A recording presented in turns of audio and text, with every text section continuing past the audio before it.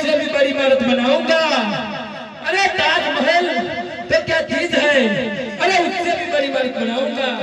अरे मुमताज को तो मुर्दा दफना रहा था, लेकिन तुझे तो मैं जिंदा दफनाऊंगा, जिंदा।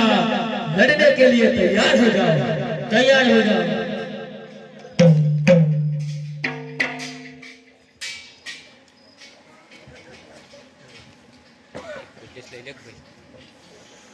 अच्छा